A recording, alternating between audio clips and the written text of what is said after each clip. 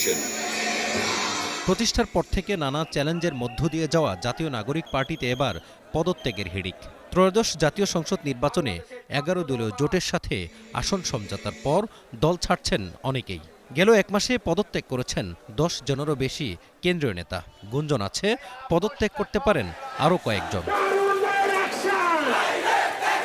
পদত্যাগীদের দলে ফেরানোর চেষ্টার কথা বলছেন এনসিপি নেতারা। তবে তারা জানান গণতান্ত্রিক প্রক্রিয়াতেই চলবে জাতীয় নাগরিক পার্টি। তারা যদি দলে থাকতেন দলটা খুবই ভালো হতো এবং পরবর্তীতে যদি তারা দলে ফিরে আসেন অথবা ফিরে আসতে চান, আমি মনে করি দলের পক্ষ থেকে তাদেরকে ফিরিয়ে নিয়ে আসার উদ্যোগ নেওয়া উচিত। তারা যেহেতু দলে ছিলেন, দলের সাথেই আবার আসবেন, থাকবেন। এই দলের মাধ্যমে বাংলাদেশের পরিবর্তনের নেতৃত্ব দিবেন বলে আমি বিশ্বাস করি। যারা পদত্যাগ করেছেন তাদের সঙ্গে আমাদের এখনও আলাপ আলোচনা চলমান রয়েছে। আমরা তাদের এই পদত্যাগপত্র আমরা এখন পর্যন্ত অফিসিয়ালি গ্রহণ করিনি। আমরা তাদেরকে বোঝানোর চেষ্টা করছি। আমরা আশাবাদী যে পদত্যাগ বা যে ধরনের সংকটগুলো উদ্ভূত হয়েছে, সংগঠন তার গতিতেই চলবে এবং একটা সময় গিয়ে এই সংকটগুলো কেটে জাতীয় নাগরিক পার্টি এনসিপি আমরা যে রাজনীতির জন্য দল তৈরি করেছি, দলের কার্যক্রম পরিচালনা করছি, সেই রাজনীতির লক্ষ্যে আমরা অভিষ্ট লক্ষ্যে আমরা পৌঁছাতে পারবো বলে আশাবাদী।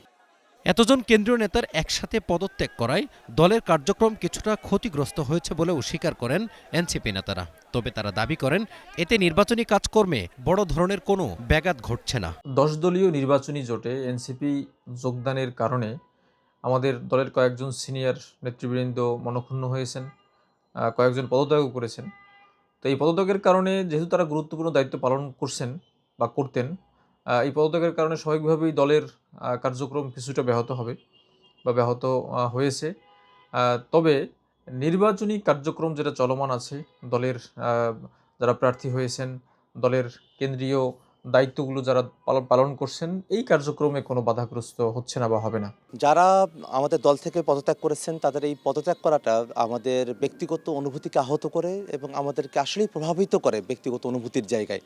কিন্তু আমরা সাংগঠনিকভাবে সিদ্ধান্ত গ্রহণ করেছি, সংগঠন তার গতিতেই চলবে, একটা গণতান্ত্রিক পদ্ধতিতে আমরা সিদ্ধান্ত গ্রহণ করেছি। এনসিপির নেতারা আরও জানান জামাতসহ 11 দলের সাথে জোট হলেও নিজেদের আদর্শ মেনেই রাজনীতি করবেন তারা। Mazharul Islam, star news, Dhaka.